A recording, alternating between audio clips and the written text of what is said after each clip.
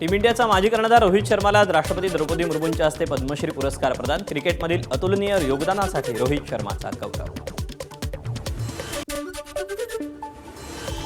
कोल्हापुरात ऑलिम्पिक दिन उत्साहात साजरा। खाशाबा जाधव पुरस्कारानं ऑलिम्पिकवीर बंडा पाटील यांचा गौरव। कोल्हापुरातील ऐतिहासिक मेन राजाराम हायस्कूल सभागृहात पार पडला सोहळा।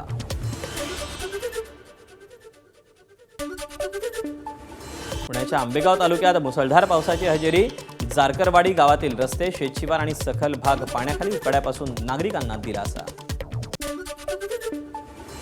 गोव्याच्या पणजीत मुसळधार पावसाचा तडाखा। माजी मंत्री बाबू कवळेकरांचे बंधू बाबल कवळेकर यांच्या इलेक्ट्रिक गाडीवर झाड कोसळलं। घटनेत जीवितहानी झाली नसली तरी 2 गाड्यांचं मोठ्या प्रमाणात नुकसान।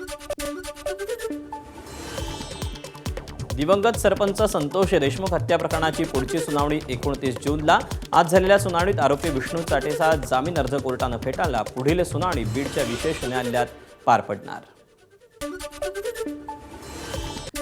समृद्धी महामार्गावर भीषण अपघात। भरधाव फॉर्च्युनरची ट्रेलरला पाठीमागून जोरदार धडक। अपघातात पती पत्नीचा जागीच मृत्यू तर 2 मुलं आणि चालक जखमी। वर्ध्यात अन्न औषध प्रशासन विभागाची मोठी कारवाई। गोदामात साठवून ठेवलेला सुगंधित तंबाखू, पान मसाला, तंबाखूजन्य पदार्थांचा 12,29,000चा मुद्देमाल जप्त। 1 जण अटकेत।